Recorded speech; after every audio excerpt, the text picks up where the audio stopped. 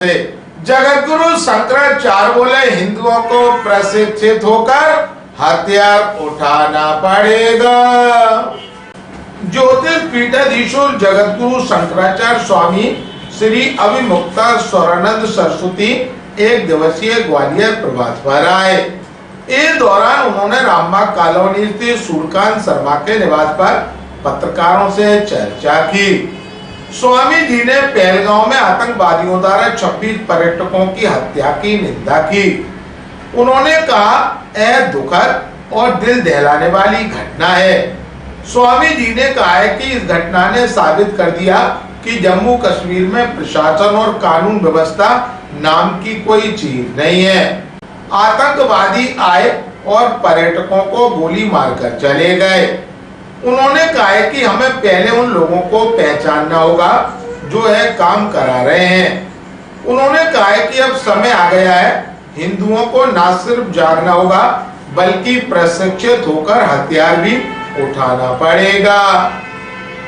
ग्वालियर अभी तक से चर्चा के दौरान स्वामी अभिमुक्तेश्वरानंद सरस्वती ने कहा, बहुत दुखद है भैया और दिल को दहला देने वाला है।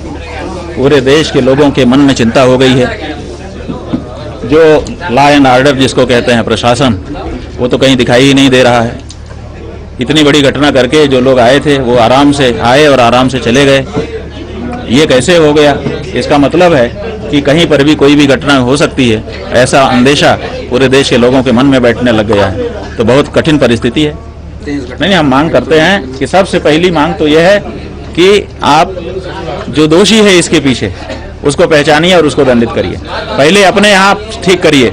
आप दूसरे को दंडित करने के पहले अपने यहाँ के दोषी को दंडित करिए और उसके बाद फिर चढ़ाई करिए। पाकिस्तान के अंदर वो दम नहीं है कि आपका सामना कर सके।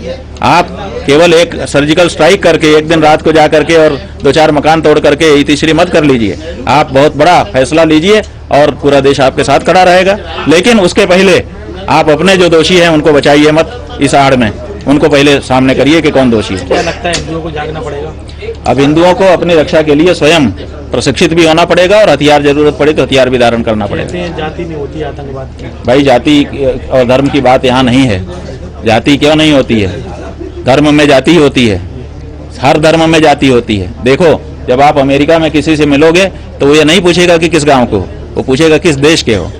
जब देश वाला मिलेगा तब कहेगा कि किस प्रदेश के हो। जब प्रदेश वाला मिलेगा पूछेगा किस जिले के हो। जब जिला वाला मिलेगा तो कहेगा किस गांव के हो। और जब गांव वाला मिल जाएगा कहेगा अरे किस घर के हो।